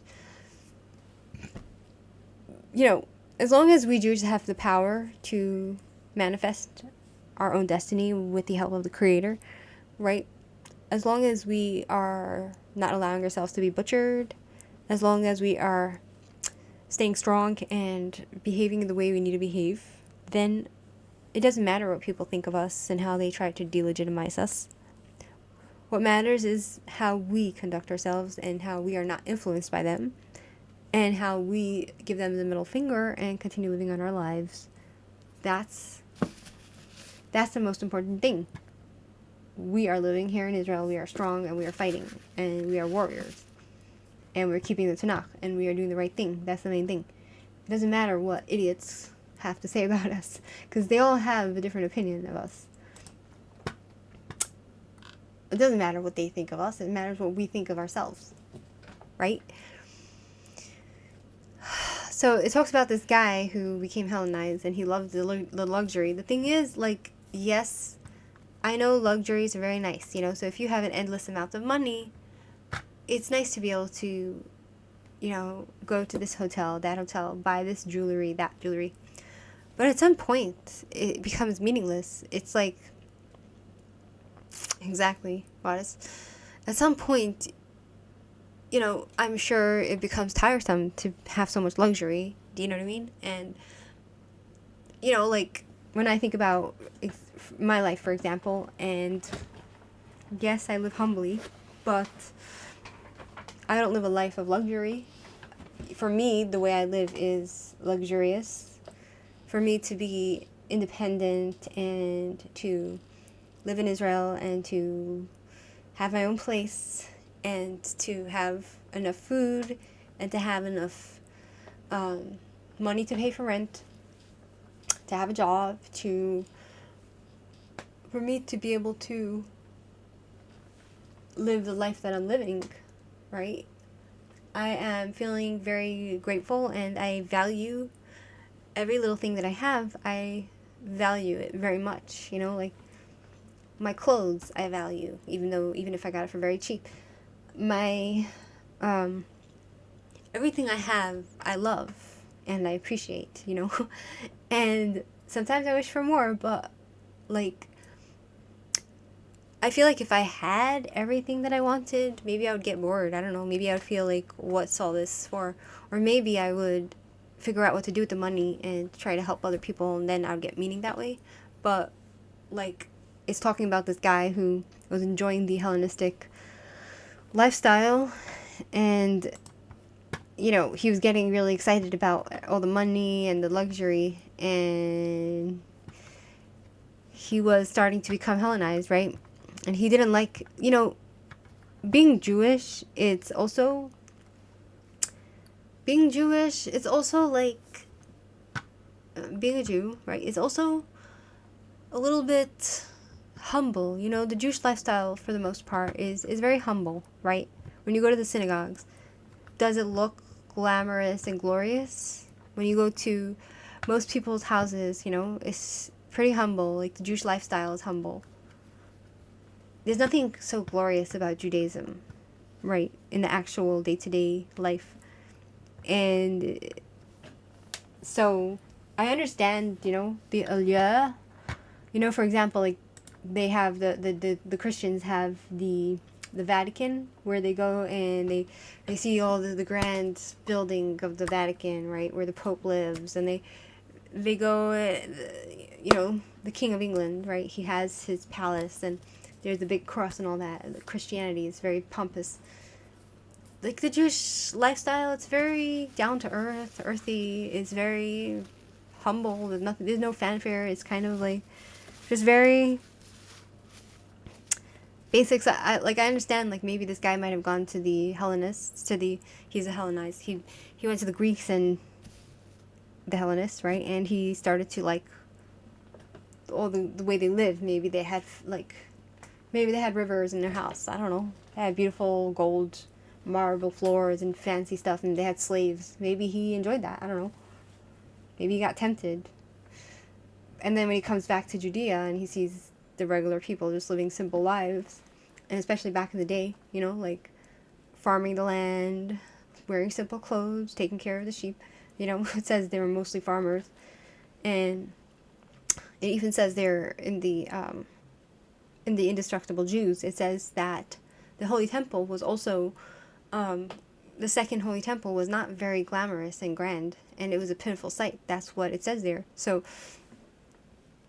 you know, which is sad because, you know, the first Holy Temple was beautiful and grand, but even then it was humble with its design, right? Most Jews deserve material peace and happiness. I don't know, maybe. You know what I'm saying? When a normal person bother you at 3 a.m., they do not even care if you have a family, spouse, or sibling, right? But it's my choice. I have to not engage with these evil individuals. Do you know what I mean? I have to just block, right? Most Jews deserve material peace and happiness. You are the least showy people I've ever seen in my life. And even that alone teaches that no one should be arrogant. But listen, there are people who have nice houses, and I'm happy for them. Do you know what I mean? I'm very happy for people who have wealth and happiness. For example, the neighbor down the block. They have a little pool by their house. That must have cost a lot of money. I saw them building it for the last year. And they build up their house nicely. And they have like the way it's designed, it's like a glass. So they have a big view and lots of light. And it looks like a fancy house. And I don't think it's that fancy because it's not a huge mansion. If you go to the Arab houses here in Judea and Samaria, right, you'll see under the Palestinian Authority, a lot of Arabs they're very wealthy and they have houses, but they don't just have a house where, like, if you come and see how the Jewish people live, if they own a house, they'll have, their houses it'll be nice. They'll try to make it nice, but it's not like a mansion or a villa. It's more like a house that they're wannabe luxury, but it's not pure luxury. Do you know what I mean? So, like, they'll have a barbecue grill outside. It's like the standard American house. It's not like the Arabs here in Judea and Samaria where you can see their houses. They have villas, huge mansions, right? So, you know, yes, I hear what you're saying, right? Jewish people, like, unless they're very wealthy in America, for example, you have the Jewish people who are Persians, for example, and the Persians, they live very wealthy because they're very wealthy and they like to live it up and they love materialism. You know, there are Jews like that in America also that love materialism, but, you know, I'm saying, like, so for example, here, let's go see, Palestinian mansions in West Bank.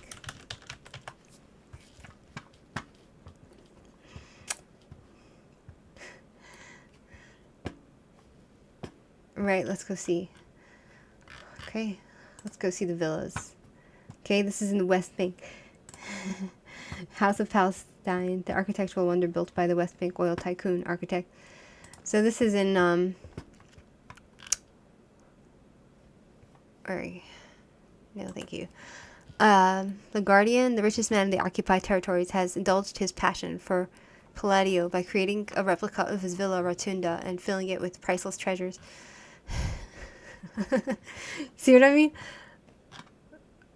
They like to, inside, you go inside, right? Inside the House of Palestine. They have mansions, you know? Very lavish interior, very fancy. You go in, they have tropical treats, you know? They have a tropical house for plants. This is the Arabs in the West Bank. The oppressed poor Arabs. The poor Arabs.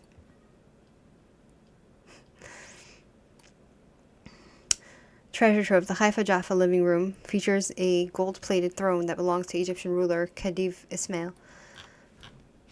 The basement included a dedication to the history of the Palestinian struggle. With the names of the lost villages listed on the wall, right? So they, you know, they'll try to paint themselves into victim. Literally, they'll paint their victimhood on their walls in their mansions. That's what kind of victims they are. This is the Palestinian struggle, right? So it's just like, really? Oh, they're such victims. Oh, you know, go look at the mansions there. If you go to my channel, you know, the Google, they like to just try to paint the Arabs as victims, but if you go to my community posts, look at this mansion in Ramallah here. Look at this mansion. Look at this mansion. Luxury mansion in Ramallah. Arab American University of Jenin, right? The refugee camp. The refugee camp, right? Ahmad Qasim's villa in Termos Aya. Bethlehem Museum, under the Palestinian Authority, obviously. The Caesar Hotel in Ramallah. Oh, they're so poor. City Center Complex in Hebron. They're refugees and they're so poor, my friends. Do you know the district in Ramallah? They're so poor. The poor Palestinians. A square in Gaza before, obviously. Interior of the Grand Palace Hotel in Gaza, right? This is obviously before the war in 2015. Picture taken. Oh, open air prison. Oy vey. You know what I'm saying? It's like, give me a break, my friends. The poor, oppressed Palestinians. You know, like, look at this. They have villas, mansions, rich houses in Palestine. Like, literally, this is, and they show off without shame. Here on TikTok, you see, you have all these mansions by Arabs, and somehow they're the victim. Do you know what I mean? It's just like, they're making themselves a laughing stock. But nobody cares. Nobody cares for the truth. That actually, these people, they're rich, they have money, and they have mansions. And, they're oppressed by Israel, right? The only time when Israel goes and arrests them is when they plan a bomb or a terrorist attack against Jews. And then they get arrested and then they cry victim, right? But otherwise, they're living it up, enjoying their villas. And if you come to, a settlement in Israel, you'll see how the Jewish people live. It's so simple. They live simply. This is what the houses looked like. The average house in Judea and Samaria, they have apartment complexes, and they live in, if you come to my town, you'll see how they live, right? Simple homes. Simple homes. They have no money. The average Israeli is struggling or they're comfortable. And,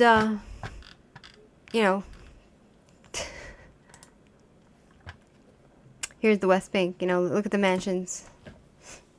The mansions of the Palestinians. Right?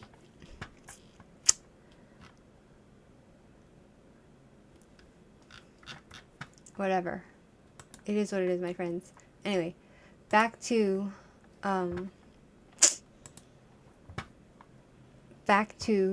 where were we talking about?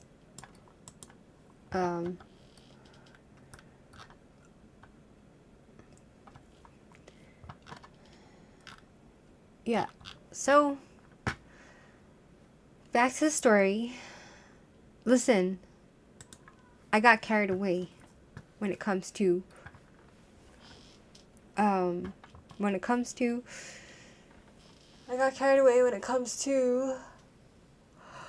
luxury. Obviously, I would like to have a little bit more, obviously.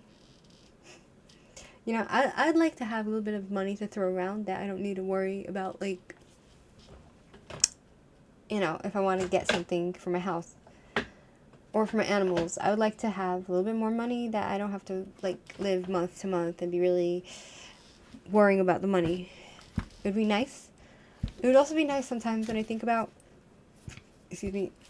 like, how I would like to have a bathtub, how I would like to own my house one day. It would be nice, but not everything is about money, Anyway, back to this guy who was becoming Hellenized and enjoying the luxuries of we got carried away. They're enjoying the luxury of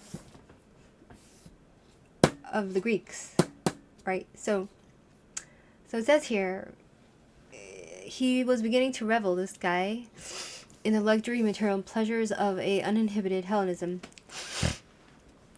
And and was finding traditional Judaism somewhat cramping whenever he returned to Judea from his Alexandrian visits. Yet he was careful not to drift too far from his people. His children and grandchildren would feel no such restraints. For he knew that however engaging his charm and however welcome his additions to the royal coffers, his principal value to the king was his virtual civil leadership of the Jews of Judea, and he could be trusted to keep them in check. Keep them in check? He almost forfeited that leadership in a weak moment when he became infatuated with a courtesan and almost married her. The colorful story is told by Josephus, and whether or not it is accurate in detail, it captures the atmosphere in which some Jews of prominent priestly families could stray from the rigid patterns of their society and end up by opting for Hellenistic assimilation, thereby contributing to the subsequent events in the village of Modin. It appears that on one of his visits to Alexandria, Joseph, by then a married man and father of 7, was accompanied by his brother Salamius, who had excuse me, who had come to find a Jew of rank among the Alexandrian community, proper to marry his daughter, who was also with them. Arriving in the capital, Joseph left them and went off to a banquet at the palace, and there he fell in love with a maid who was dancing to entertain his majesty. It's so, that is so superficial. You see, it's like, oh, they fall in love, it's more infatuation, okay, yes, they see a beautiful, voluptuous, young girl who is stunning and big boobs and blonde hair or whatever, and she's dancing. They see he gets aroused and attracted, and oh, he's suddenly in love. Do you know what I mean? It's like, okay, he's gonna fall in love with her. Then what? Right? Does that love last? Communicating his secret to his brother, he requested that since he could not lawfully espouse the maiden of whom he had become enamored, he, Salamius, would contrive to introduce them privately to each other. Salamius was alarmed, but he saw that Joseph was in no mood for argument. Oh, because he was so attracted, he was thinking with his dick. Thereupon, he readily promised compliance, but put his own daughter to bed with Joseph. What? But put his own daughter to bed. What? So his brother. So his own brother, who brought his daughter to find a match in Alexandria, saw that his brother was attracted to this young non-Jewish woman, and and he said, yeah, I'll get her to be alone with you. And then he told his daughter to go sleep with her uncle. And so then he took his niece's virginity. So basically, his brother is sick. These people are sick. But this is men, my friends. It doesn't matter. So, his daughter was a virgin trying to get married to some other person in Alexandria. And he got his brother drunk, and because he didn't want his brother to go, Joseph to go with some goita, some shiksa. And so he got his brother drunk, and then he told his daughter to sleep with her uncle. And so her uncle took her virginity, and then... What a sick story. So he put his own daughter to bed with Joseph instead of the other virgin, and he having drunk freely, the deception was not discovered. The same artifice was repeatedly practiced till Joseph became violently enamored. He lamented to his brother that he was risking his life for a dancer whom the king would perhaps not allow him to have. Salamis told him he had no cause of uneasiness, saying he might take the woman as his lawful wife, and after explaining all the particulars of the stratagem he had put in force, added that he had chosen to dishonor his own daughter rather than see his brother fall into disgrace. Joseph commended him for his brotherly love, and in a very short time married the daughter, who bore him a son that received the name Hyrcanus. Oh, this is sick, my friends. This is sick. But this is men, my friends. It doesn't matter where you come from. This is the sickness of the men. The men, they're sick. They're sick in the head. Can you imagine? Sick in the head. Sick. Sick. Who is sickened by the story you just read? Who? Right? But then again, if you look at the situation, he's friends with the king, and the king will say, oh yes, you can have this shiksa, and you can sleep with her, but you have to just give up your people. And maybe he would have done so, sold his people down the drain for his phallus, so he can use his dick as a lustful tool to marry a non-Jewish woman, all in the name of love, and sell the people down the drain. And so his brother became afraid, and in his attempt to save the people, he gave his own daughter to his creepy brother. What the fuck? But then again, my friend, these men are sick. This is the men, right? Ramallah, old BMW, Benz, Porsche cars. Exactly. Bathtub. Yeah, Allah. Qatar is always sunny, but Gaza is cloudy. Up, up, up, up. Play? Azri always wants to play, but I'm just... It's the little girl. La la la la la la la la la la. It's the baby. The girl. It's to play. Raspberries play. Yeah. Yeah. Yay, raspberry. Yay. Again? Again? No, she ran away. Qatar is always sunny, but Gaza is cloudy. Greeks and Romans big into gay sex and pedophiles with boys. Weird. Yeah, typical. And it seems like the Roman ways of the pedophilia went to the Catholic Church and the priests, right? Typical corrupt Muslims. Plato, Socrates era talks about young boy sex. Roman Catholic Church raped children, boys mostly up until recently, right? People who worship the person of Muhammad and lack morality, rules, and principles, right? So these Jewish guys, these Jewish men, they went, and this is what the story says about what happened with the girl that he lusted after. Like, sick, It makes me sick. Like, I don't even want to ever be with a man. Like, I'm not interested. Instead of the other version, and he having drunk freely, the deception was not discovered. The same artifice. Yeah, it's disgusting. Till Joseph became violently enamored, he lamented to his brother that he was risking his life for a dancer whom the king would perhaps not allow him to have. Yeah, that's a story. So, some of the ingredients of the story by Josephus are doubted by modern scholars. What is true, however, is that Joseph did have a son named Hyrcanus. He was the youngest, he was his father's favorite, and he was hated by his brothers.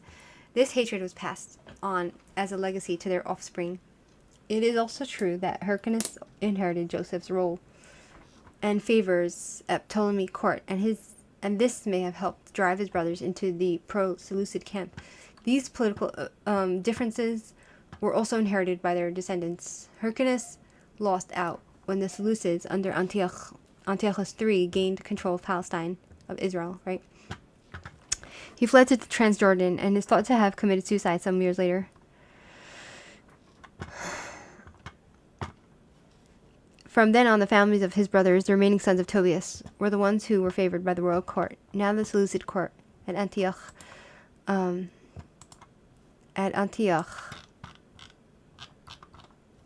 the Seleucid court at Antioch.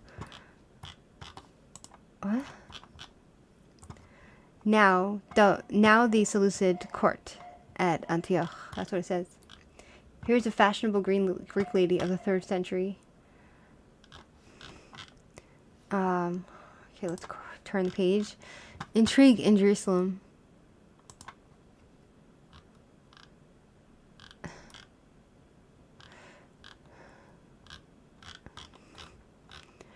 Who's the statue? very muscular. A 1st century BC bronze statue of a pugilist, one of the contestants at Hellenistic Games. See, this is the thing about the males, right? So, for example, in the old days, when they were allowed to have, like, this wife and this girl and that girl, and then the guy falls in love with a girl, and he has her kid, she has his kid, and then all the other brothers and sisters are pushed to the side because he has a favorite, because it's the child of his favorite woman. Do you know what I mean? It's just, like, so perverted. And I don't know, like, I don't know what to think about these stories, because it's just so disturbing.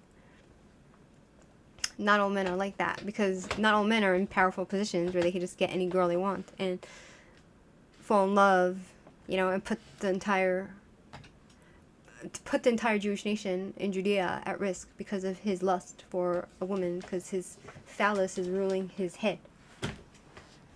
Not all men are like that. They're worse. They're worse. Like, literally, they are worse. You know what I mean? Like, at least this guy falls in love, even though he's ready to put the entire Jewish nation at risk. At least he falls in love and would do anything for the woman. However perverted the story is, at least he falls in love. The men of today, they don't even understand how to treat a woman and to woo her and they don't love women. Men today don't actually fall in love. They don't love women. They hate women. They hate women with a passion that they hate women so much that they treat women so badly and they kill their women, or they abuse their women, and they treat them like garbage and they treat them like slaves. So it's like, okay, this guy fell in love with this girl and eventually he married his niece, which is whatever, but at least, you know, maybe he treated her well because he loved her. Today, the men don't love, they don't fall in love, and they don't love. And they're selfish, and they only care about themselves and their own needs. But this guy also was selfish. At least he loved. Do you know what I mean? Like, it's just really disturbing. Okay, I give you a bathtub already. Yeah. Listen, I was once with a guy, right? And he pretended to really like me, and he promised me everything. Do you know what I mean? He promised me everything. And what kind of guy I hang out with, this is the kind of guys that are out there today. Do you know what I mean? He promised me everything. There's a few guys that told me that I'm the one, and I came along and they waited for me all these years, and I'm the one, and like 2 guys told me if I ever need anything, they'll always be there for me, even if we break up, blah blah blah. And in my mind, I'm thinking, yeah, sure. I didn't believe a word they said, because my father taught me, whatever man tells you, it means the opposite. So that was in my mind, and turns out that both of those men that promised to be there for me, they weren't when I really needed them. They weren't there, even as a friend. And the wildest part of all that was that while I was with them, they themselves had their exes who they would talk to on a daily basis. They had their exes that they would talk to on the phone.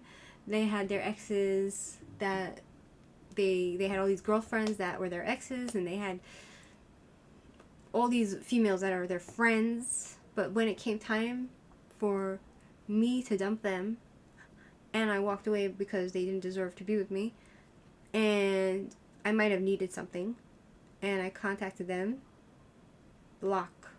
And then the other guy, I needed, at some point I didn't have a place to stay, and he had promised that he would, build me a house and everything, and if I ever need anything, sorry, I have no room for you, I have no place for you, sorry, he can't help me. That's the male gender, my friends, and That's why, if women need advice on what not to do, which kind of men not to go with, I can give a good advice, because whatever a man tells you is the opposite. So if a man tells you, my wife cheated on me, and gives a whole sob story, just understand that it's the opposite is what happened. If a man says, my wife is a narcissist, just understand he's the narcissist. If a man tells you, my wife was a brat, just understand he's the one that was a brat, right? It's all opposite. And good and bad in both. I know I'm a really evil woman. I don't hate all other women. Right, so you say. So whatever you say now is the opposite. I'm just saying. Do you know what I mean? Like, always look at the action as well, not the word. See how they live. See what they do. See how they behave.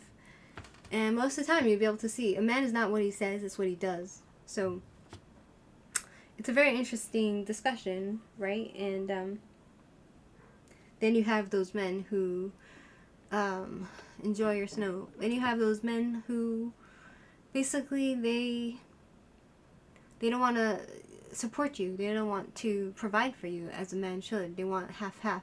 And then they expect you to have their kids and do all the housework. And they say, no, don't worry, I'm going to help. We all know what that means. Men don't do jack in the house. They expect you to do everything. So, like, the men, they don't really understand that women are not there to have their babies. They're not there to clean up after them. They're not there to clean your tachos. They're not there to cook for you. They're there to keep you company, to be your companion, and maybe your lover. And that's all a woman's job is, to keep you company. That's all. And that's something that men don't understand. What do you bring to the table? I don't have to bring anything to the table. That's what the males don't understand of today. Anyway. Yeah, it's a very interesting discussion. Intrigue in Jerusalem. So then it goes on to talk about the high priest and Antiochus and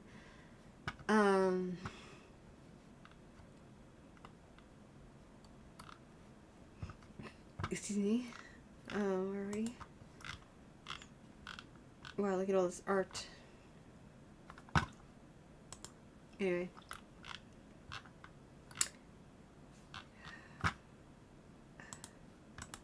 This girl is turned into a woman,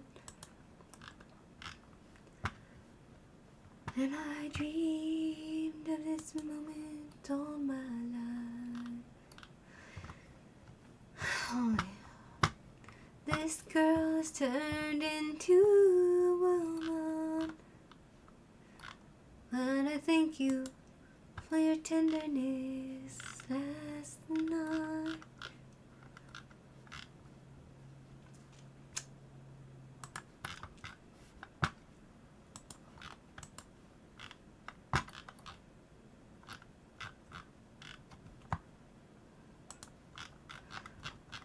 And I dreamed the whole night through of how I'd say to you all the things my heart wants to say.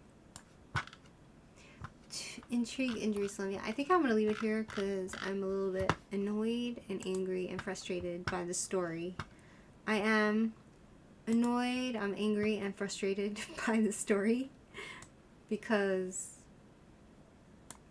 I'm frustrated. I don't like to read these stories. It just makes me annoyed. Anyway, I need to go and do stuff. So, I don't know if this book is worth reading anymore.